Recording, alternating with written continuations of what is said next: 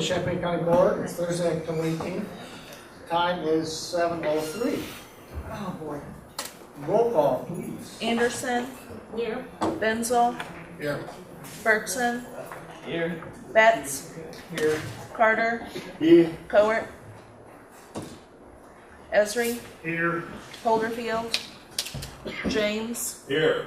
Jay, Here. Kibler, Here. Kurtz, Langenheim, Here.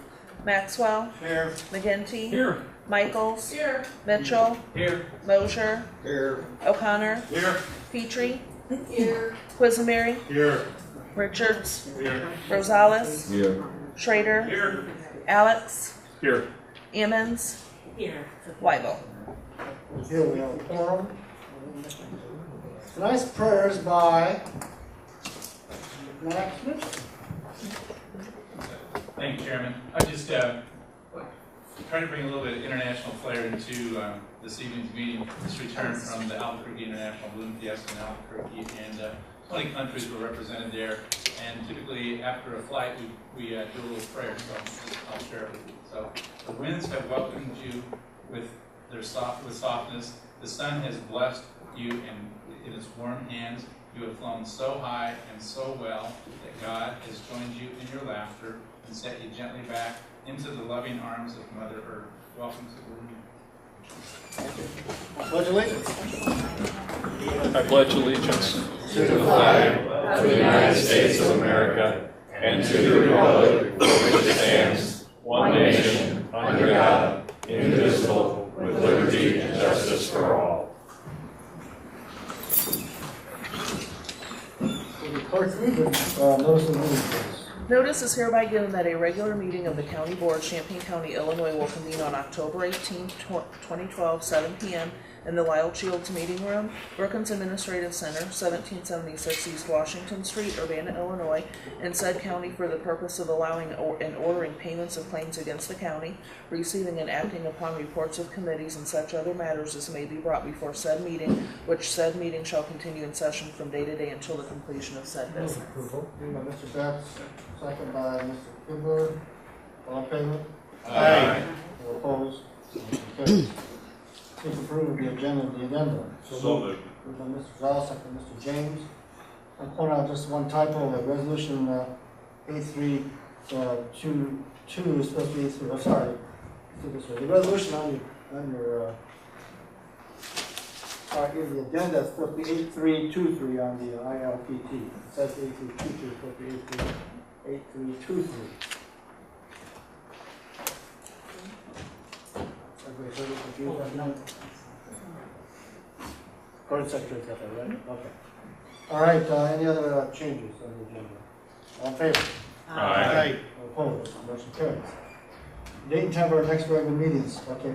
All of our meetings will be in Lewis building next month, including caucuses, which we're meeting on normally the Brookings.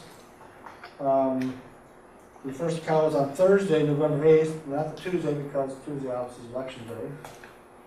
That's really the whole for environment, land use, transportation, highway transportation. Also, the meeting time is listed at 6, may start at 6:15, because if the referendum on aggregation passes, we have to have a public hearing. And we have the public hearing at 6, then the Halloween at 6:15. Tuesday is the second count for finance, justice, social services, policy, personnel appointments on November 13th. Also, that meeting will start at 6 or 6:15, because we have to have 2 public hearings. And finally, the regular county board meeting is on Tuesday, November 27th, not Thursday, at 7 p.m. Again, all in Ileus. Okay, consent agenda. Any items which you wish to take off of the consent agenda? Move consent. Moved by Second. Second by Mr. McGinty. Roll call, please. Anderson, Consent. No, this is for the floor. Yes. Benzel, Yes. Bergson, Yes. Betts, Yes. Carter, Yeah. Esri, Yes. James, Yes. Jay, Yes. Kibler, Yes. Langenheim, Yes. Maxwell, Yes. McGinty, Yes. Michaels, Yes. Mitchell, Yes. Mosier, Yes. O'Connor, Yes. Petrie, Yes. Quisenberry, Yes. Richards, Yes. Rosales, Yes. Schrader, Yes. Alex, Yes. Ammons, Yes. Weibel. Yes, motion carries. Public participation, we have one so far, Mr. Norman Spencer.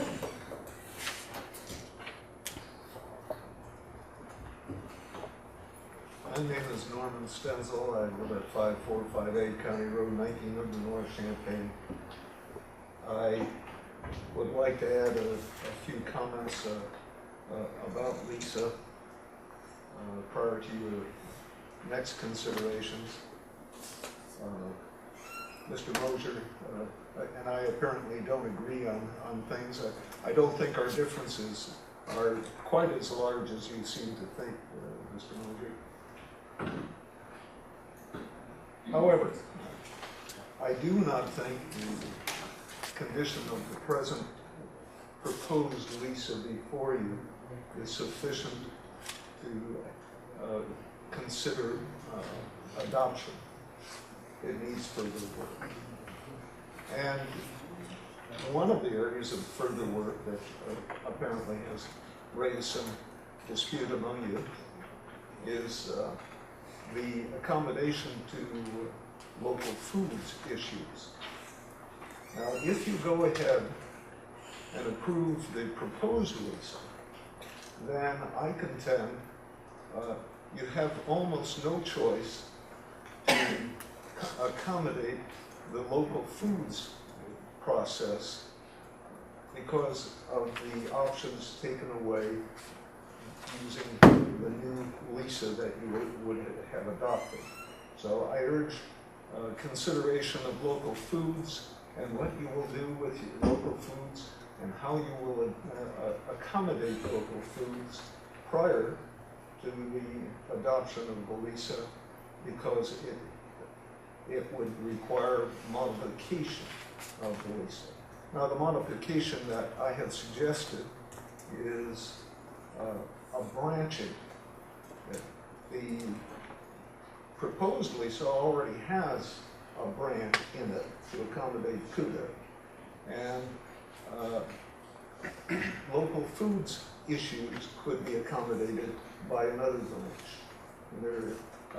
It would not have to be a reduction of points in other areas to accommodate that, as the local foods items would substitute for a portion of the proposed Lisa. So I urge you to reconsider on that grounds, that you need to consider local foods.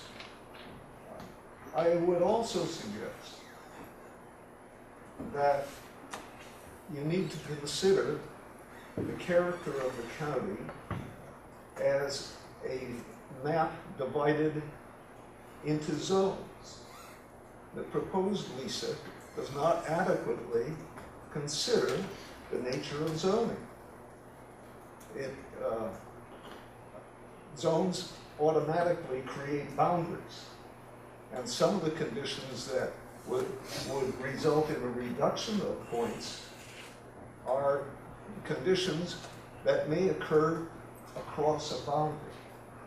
There is no recognition of the impact of the existing zoning system on the nature of the answer.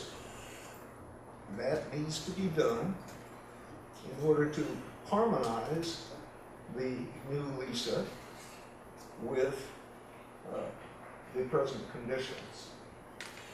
There are specific items that I have spoken about in the past and submitted. In fact, I submitted a document in the past on all 10 items. Let me just give a couple of examples that need consideration. There is an item on what portion of the perimeter of the proposed site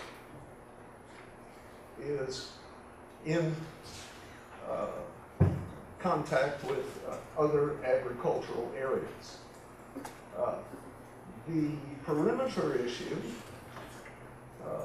requires a high degree of technical ability if you're a citizen in order to make an estimate for yourself. The way the perimeter is determined is an aerial view, and it gives very small increments as to what proportion of the perimeter is acceptable. Now, an average person probably would not have the ability to have access to that, so it complicates things for the average citizen. But the concern that I have is that even if a perimeter is entirely surrounded by non-agricultural purposes, agriculture can survive. In fact, West Champaign has two examples of fields that are entirely surrounded by the Champaign environs and have been agricultural for a long time. And in fact, there is one item that was used as a... Sounds like 5 minutes is up. Oh, thank you. Let me just finish that statement. There is one item that that was used as a test site that was totally surrounded, was also a long-term agricultural area. Thank you. Anybody else want to participate in public? Then we'll close that. Communications. Ms. Anderson. Put at each place the book that was at the Disability Expo and there were extras. It does have advertising in, but it does have information in there about contacts on certain vendors that was there. It was an excellent day. I was there for about 2.5 hours. And payment was good. There were a flow of people, and the number of, I said around 70. There were 77 vendors, so each year it has continued to go up. And so if you can't use it, maybe someone in your family or someone else you know would be able to. Anything else? Again, I'll point out that if the aggregation is not going to pass, we'll have 2 public hearings next month. Okay, let's seek approval of the minutes of September 20th, 2012. Mr. Mitchell. Second by Mr. Langenheim. Discussion on the minutes. None, all in favor? Aye. All opposed? Motion carries. Move on to policy personnel appointments. Ms. Sammons.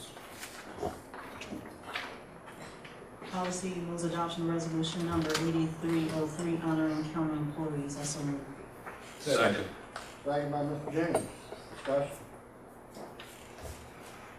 All in favor? Aye. All opposed? Motion carries.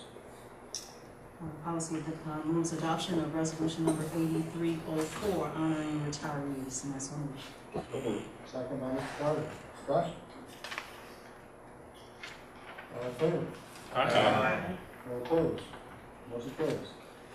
Move adoption of resolution number 8305 approving the appointment of Maya Bauer to the Local Food Policy Council to fill an unexpired term ending 5/31/2014. And I so move. Second. Second by Ms. Fisher. Discussion. Ms. Fisher. I appreciate the county board's support of this appointment, and I did want to let the members of the county board know why there are 2 vacancies on the council. One is because that individual is moving to Chicago for a job, and the second one has to do with the realization of that individual that there are too many conflicts of interest. Further discussion. All in favor? Aye. All opposed? Aye. Motion carries. Policy moves adoption of resolution number 8306 adopting the county board rules changes effective December 1st, 2012. And I so move. Second. Second by Mr. Ox. Discussion. Mr. Gonzalez. I cannot support this resolution because I believe that the last time we did this, we had options. This eliminates options. There is basically, it is a condensation of what we used to have of 6 committees versus what we just came out of, which is basically a committee of the whole. So I would like to have seen options, and I cannot support this because I feel like at this point, I'll be losing 2 votes on 2 committees and presentations given at those committees, so I cannot support that, I'm sorry. Further discussion? Request a roll call. Second. Okay, roll call vote. Any further discussion? Ms. Speaker?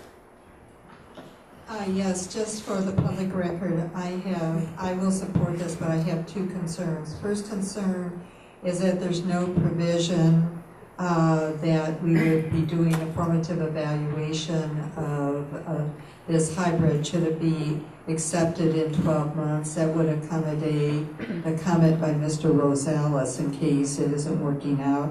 And the second is, even with this new suggested structure, there's nothing that in the changes that helps facilitate the exchange of information for our decision-making processes. Ms. Betts?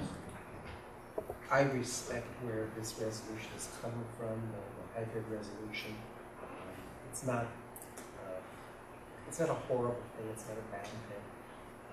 I personally have been on the board long enough to be under several different systems while I've been here. And my concern, and I know this is going to pass, the next board gets to deal with that structure, and they'll see whether they like it or not.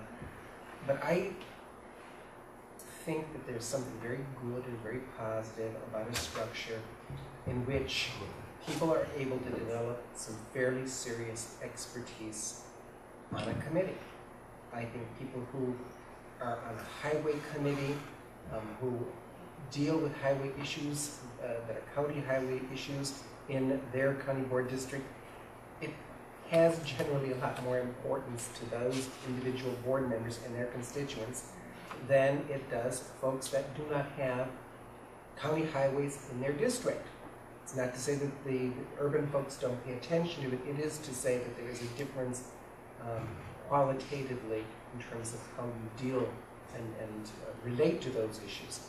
I think that is true with ELUC, where I think you really need to develop committees that have expertise in that particular area through experience, through dealing with the zoning issues and the zoning management staff, people who go out in, when I was first on the board, I was on ELUC by accident, I suppose, and I did not, quite honestly, know what I was doing. Not up for election, so I could admit that I didn't know what I was doing. And I'd go out in the countryside with our zoning administrator, with Jennifer Putman, with Mr. Flessner, who would take me out and show me, this is the piece of land, this is what we're talking about. This is the concern that's been raised. I think it's very difficult to do that with a large committee to develop that kind of knowledge and expertise, and I respected a lot of the knowledge and expertise that got developed on that particular committee. I think that the House system all too easily gives short shrift to some very serious issues. And part of the short shrift, it's not intentional, it's from exhaustion. The meetings tend to be very long. I think in particular, justice issues tend not to get all of the airing that they need and deserve. We have very serious issues related to the criminal justice and the civil justice system in the community. We need to have more interaction with justice leaders and administrators on those issues, and I don't see that happening. It was never perfect in the past when we had all the individual committees. It was not a perfect system. It had its flaws. The cow system has its flaws. Maybe the hybrid will work out, but I really would like to see a committee system that puts members' feet to the fire and makes them get invested in the committee and in the concern of the committee. And that's my chief reservation here. The next board may discover the hybrid is perfect. They may find in 6 months that it's not working. I agree with what Patsy said. The board ought to periodically review the structure so that it doesn't take 3 years before you can make a change. Any other discussion? Mr. Kissenberg? Yeah, I intend to continue to support this change. I have been a person who feels like I can operate in the committee of the whole mode. I don't mind having a discussion with 26 other people. I think I can dig into issues as they come up in each area. I really hear Mr. Rosales when he talks about losing votes, losing impact in different areas. But I have consistently heard that other members of this board don't feel like the committee of the whole functions well. And I was happy to see an attempt made by a couple of individuals to find a happy medium that where it was appropriate to have that more focused discussion, where we had staff members that could sit down with 7 board members and discuss the issues in detail across the table instead of with my back to most of the room. I saw it as an opportunity where I could adjust my feeling that the cow was the right way to do it, to open my mind to other options. So I've been a strong cow supporter, and I've come a little way towards the committee model, and this is the way I'd like to see that happen. Mr. James? Well, I've always felt like what we sort of had before was fine by me, and I've always felt like if people had a vested interest, they had the ability to show up and listen to what those smaller groups had to say. I can remember with Mr. Beckett that we toured a lot of buildings that I probably would have never seen, and I'm sure there's members on this board right now that haven't seen all the buildings this county owns. I like what Mr. Rosales said, that when this was brought up, I understand that there was some input from all of us if we wanted to, but we really needed to sit down and have some options and have some way to work it out like we did when we went to the cow. But I think we're losing something, and Tom hit the nail on the head. I mean, there's instances, I know I've called on county board members, and I've had some of them even say, where's that at? And I think, you represent these folks, and I know we can't know it all, but the individual groups, like I'm going to allude to Brad Jones and some other ones, I depended on them. I don't know all that banking and finance stuff, and at times I stutter my words. But those guys knew it, and if I didn't trust them, then I needed to go to the meeting for myself. And there was nights, as Diane would say, Stan was at home watching The Good Wife. I didn't want to go to a meeting and hear about banking. So, not that I don't care, because I want my interest rates up, but there's something to be said for taking that extra time and being involved. I mean, we sit here and we make hard decisions sometimes, but I bet some of the folks in this room don't even know what they're really talking about when we're talking about buildings or some other issues. And I'm not going to support it. I'm along with Rosales, and for once I think he said it quite well. So Patsy, good luck. Any other? Mr. Wright. Microphone, please. Thank you. I'm not terribly enthusiastic about this bill, this proposed ordinance, but it does get us halfway to where we need to be. So I'm going to vote for it. Ms. Evans? I'll be very brief. It absolutely gets you halfway. We really wanted all 6 a few months back, but we couldn't get the support from the board. And even when we worked on trying to get options, we didn't get a lot of those either. So I think for those who will be here, you'll have a great opportunity, as well as the staff, to compare both of them in operation. So you'll have smaller committees for 3, and you'll have the committee of the whole for the others, and you'll be able to really look and see what works and what doesn't. Before, all we had is either the small committees or now the committee of the whole, and we've had complaints with both. But we haven't come up with a system that really, really works well. And I think this gives you an opportunity to see side by side. Mr. Carter? Yeah. I'm gonna go with Mr. James and Mr. Beth. I think everybody know how I've been feeling about the board change, so I'm gonna support those two instead. Anybody else? All right, roll call. Anderson, Yes. Benzel, Yes. Bergson, Yes. Betts, No. Carter, No. Esri, Yes. James, No. Jay, Yes. Kibler, Yes. Langenheim, Yes. Maxwell, Yes. McGinty, Yes. Michaels, No. Mitchell, No. Mosher, No. O'Connor, Yes. Petrie, Yes. Quisenberry, Yes. Richards, Yes. Rosales, No. Schrader, Yes.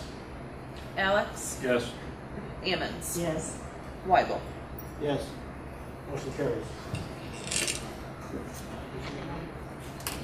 Okay, thank you, Ms. Ammons. Next is finance, Mr. McGinty.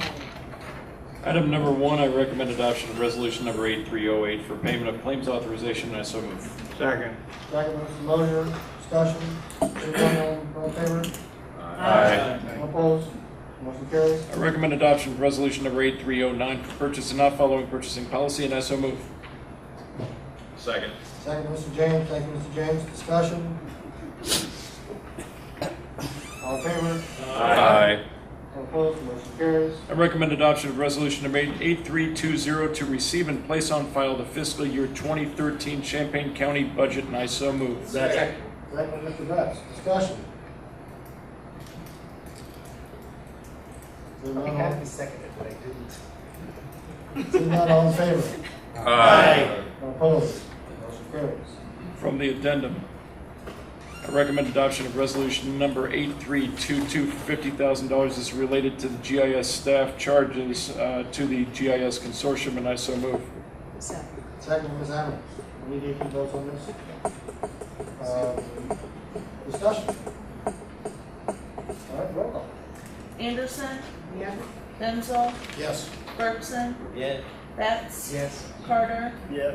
Esri, Yes. James, Yes. Jay, Yes. Kibler, Yes. Langenheim, Yes. Maxwell, Yes. McGinty, Yes. Michaels, Yes. Mitchell, Yes. Mosher, Yes. O'Connor, Yes. Petrie, Yes. Quisenberry, Yes. Richards, Yes. Rosales, Yes. Schrader, Yes. Alex, Yes. Ammons, Yes. Weibel. Yes, motion carries. It's all from finance, thank you. Thank you, Mr. Let's go to facilities. Mr. Betts from the agenda, one item. Actually, I wasn't at the last facilities meeting that Mr. J, I believe, chaired it. Perhaps Mr. J should make the motion since I was not chairing that meeting. Actually, I didn't chair it, the chair chaired it, but I would be glad to make the motion. Okay. We move to adopt the resolution as presented to ILPP. Second.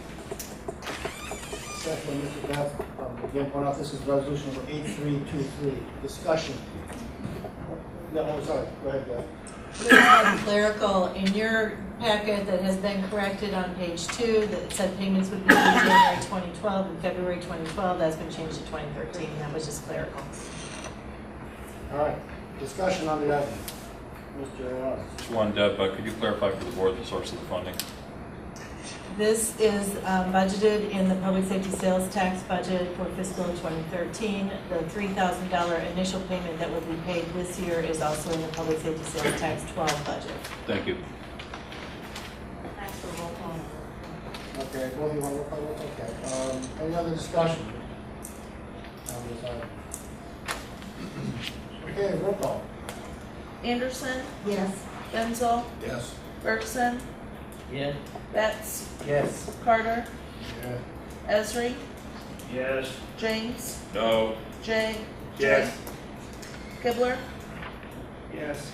Langenheim, Yes. Maxwell, Yes. McGinty, Yes. Michaels, No. Mitchell, Yes. Mosher, Yes. O'Connor, Yes. Petrie, Yes. Quisenberry, Yes. Richards, Yes. Rosales, Yes. Schrader, No. Alex, Yes. Ammons, Yes. Weibel. Yes, motion carries. Nothing further. Mr. Betts. Okay, the nursing home board of directors. Mr. Benzo, yeah, no, could you move the first item? First item, First item? yeah. Sure. Nursing Home Board of Directors presents adoption of resolution number 8307 approving the Champaign County nursing home rate changes effective December 1, 2012, and I so move. Second by Ms. Anderson, they are on this yellow sheet that you got your desk. Discussion, please. I just have a timing question. If we are to set these rates at this meeting, my understanding is they'll go into effect December 1st. Is there opportunity to adjust these rates mid-year, or can we only set these at the beginning of the year? The requirement is that any change in rate for the private pay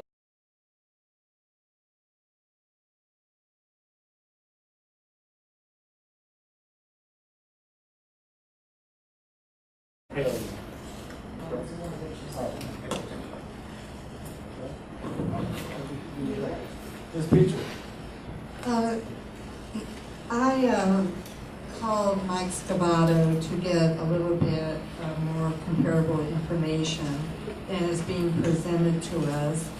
And the reason for doing that is to make certain that these suggested amounts are adequate and accurate.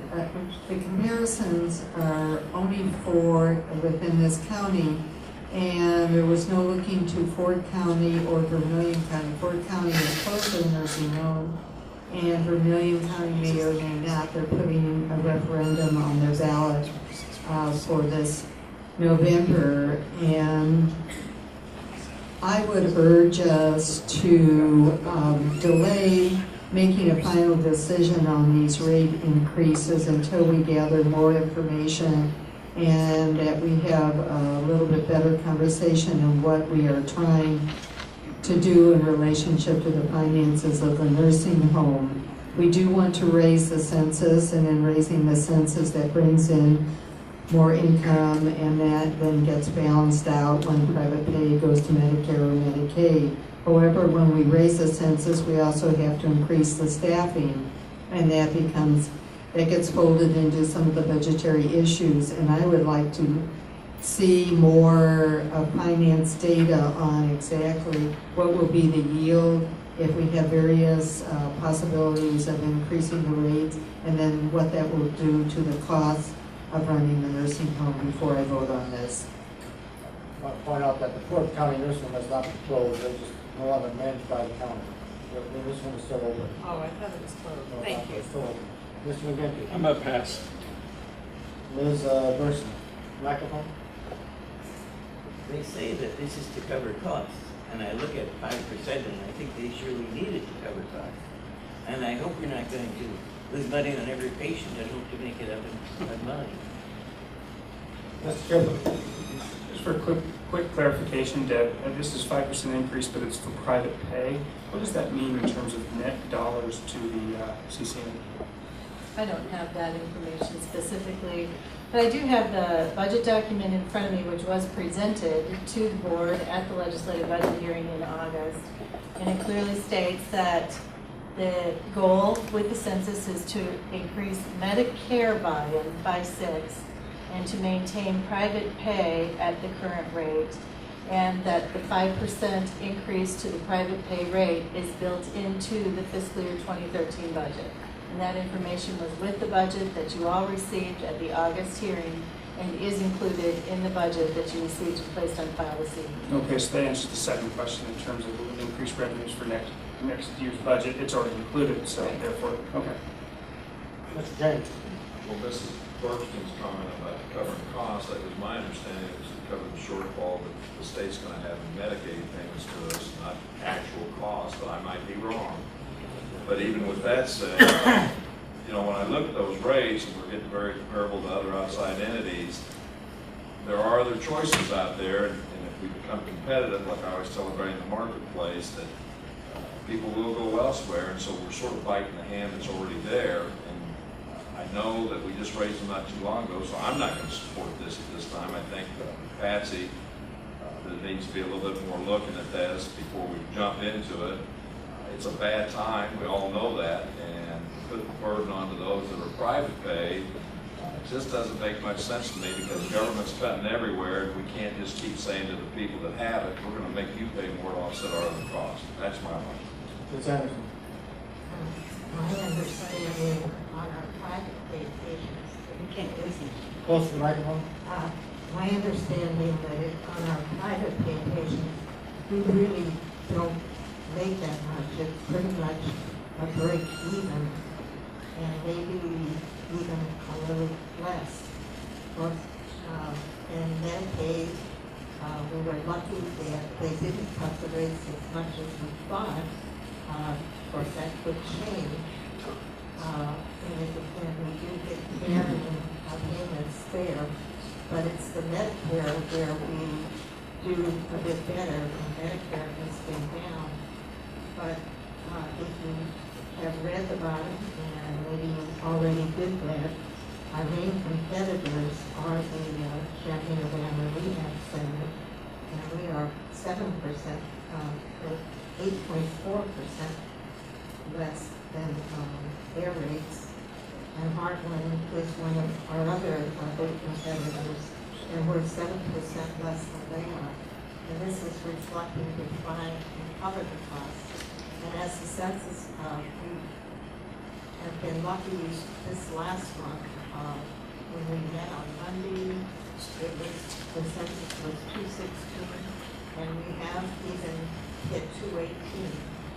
It goes like this, it doesn't stay up there, but we have been above our goal for this past month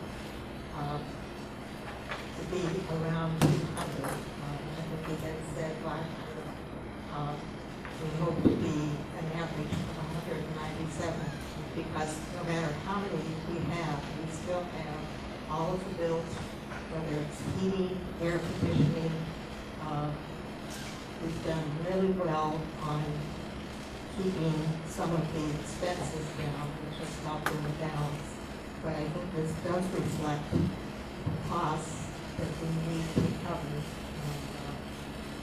And it was unanimously accepted by the nursing home board in the presentation and the packet that gives us a lot of financials.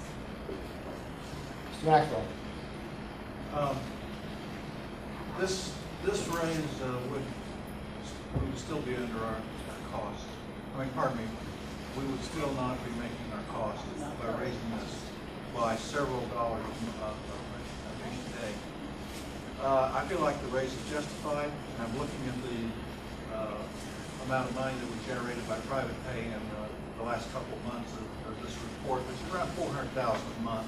So private pay this increase would raise it roughly $20,000 a month. Ms. Evans? I also wanted to thank Ms. Busey for what she actually just did. Even though in some way I think this process is a little out of order. If this was already the budget and brief, and I wasn't here because I was in medical, but the budget and brief builds this in for the budget that was presented to us for 2013, then to take this out at this point really will hurt the nursing home and the budget that was currently being put on file tonight. So in actuality, this process really should have went the reverse, that this should have been presented to the board so that this discussion could take place before it became officiated and put on file for the budget and brief. Now I know the budget and brief simply means it's there, you can change it. But if you change it, obviously we won't slightly meet the cost of actually doing the nursing home. So I think people, when you vote on this issue, you gotta consider that to not support the increase will in essence literally impact that 2014 budget that you just put on file. And maybe you'll fix this in the next session, that you don't do things like this after you've already approved the first part of it. Mr. Benzo? Thank you. A couple of things. First, to follow up real quickly on Carol's point there, she's exactly right. This is going to have an impact on the 2013 budget because it's already built in. Another thing to consider is that also included in that 2013 budget was the increase in Medicare beds that's really predicated on the passage of this dialysis program. That's already built into the budget also, so if that doesn't go through, you're looking at potential to double hit there. So You need to carefully consider that when you're looking at this. As far as the rate versus expenses on this, I mean, it does trouble me some too that our private pay doesn't cover the actual cost of care. But the bottom line is it doesn't, and there's no way I support this increase, but I don't think I could support an increase that would take us there at one time. Based on information we were given just in our board meeting on Monday night, the average over the last 12 months, the average monthly expense per resident day, is around $210 per day. That number moves up and down based on census, obviously, but right now it's showing an average of around $210 a day. So as you can see, we're still short of that. So I support this because it at least closes the gap a little bit. Mr. Ellis. I appreciate Ms. Anderson's comments to the effect that the nursing home has been doing what they can to control costs. And I agree with Mr. Maxwell's comments about the increase being appropriate. I mean, we can sit here and talk all day about whether it's appropriate for the county board to be subsidizing the nursing home more than it is or less than it is. But the bottom line is we have no other sources of revenue to which to go to provide additional assistance to the nursing home. So, Mr. James said, well, we don't think we should be raising costs to help balance the nursing home budget. Well, we haven't got any place else to go. So I think our only recourse to attempt to cover the cost of the nursing home is increases. So I will support this. That being said, I do agree with Ms. Petrie that I share her frustration that the information that we get about the finances of the nursing home and the procedural decisions we make with regard to the nursing home tend to be done in a somewhat piecemeal fashion. And I think it is definitely appropriate that we as a board try to step back and take a look at the broader picture here moving forward so that we can make this kind of a decision in more of an informed framework in the future. Any other discussion? Ms. Kimber. Just a quick, didn't notice this before, sorry, but typically our private Alzheimer's patients will be a little higher acuity and require a little bit more resources, but they're actually slightly cheaper than the standard private room.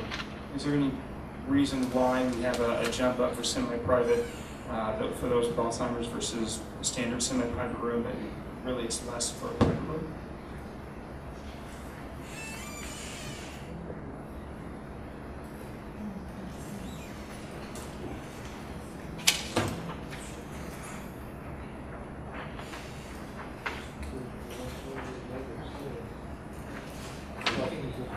So specifically, I'm looking at the back of the yellow sheet that was provided today. Last column, CCNH, Alzheimer's, semi-private versus private versus semi-private versus private standard room.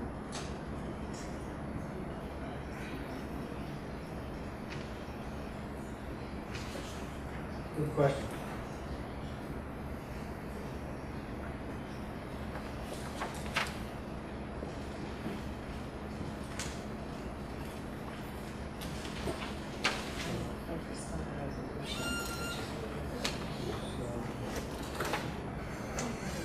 Mr. Kimber, we don't have an answer for you.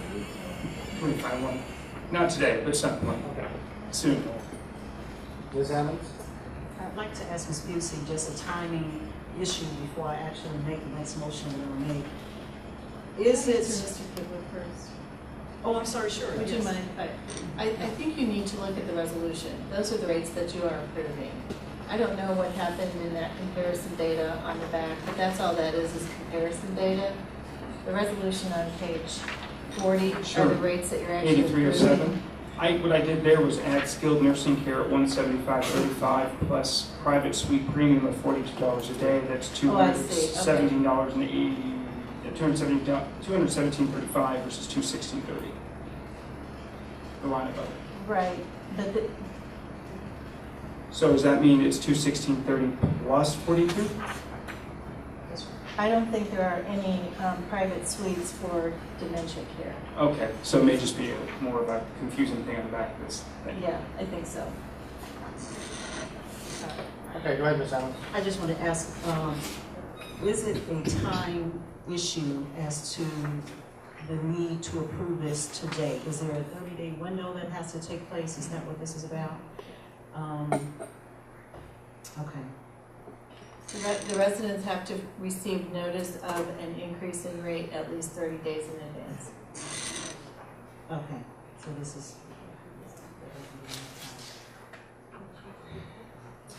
Okay, thank you. Mr. Carter. This is something that I think the board should have looked at and had a chance to look at some of it. Everybody talking about how bad the economy is, but we're not looking at the people that not making any money. And it seems we just keep on raising prices. The people, a minimum wage was ate up before the poor people got it. That's a fact. And we're still piling on, the gas price is high. And this is something I just thought we should have had time to look at before we had to vote on it. I think a takeaway from this evening's discussion is that the board should receive this resident pay rate increase in the August-September timeframe instead of in October when you have to make the decision. I've got that noted and we'll make sure to change that next year. About the time that you're getting the budget presentations and we know what the recommendation is based on what the budget is going to be built on, that's when this should be brought to you. I duly Certainly it was a close approximation. Right, I think it would probably be September because we're usually still finalizing building the budgets in August, but I think certainly in September it could come to you. Further discussion? All right, ready to vote? All in favor? Aye. All opposed? Aye. Motion carries. Mr. Benjamin, next. Close now. I move that we enter into executive session pursuant to 5 ILCS 120/2C1 to consider the employment, compensation, discipline, performance, or dismissal of specific employees of Champaign County. I further move that the following will remain present: County Administrator, Recording Secretary. Second. Roll call, please. Second by Keating. Mr. Kitty.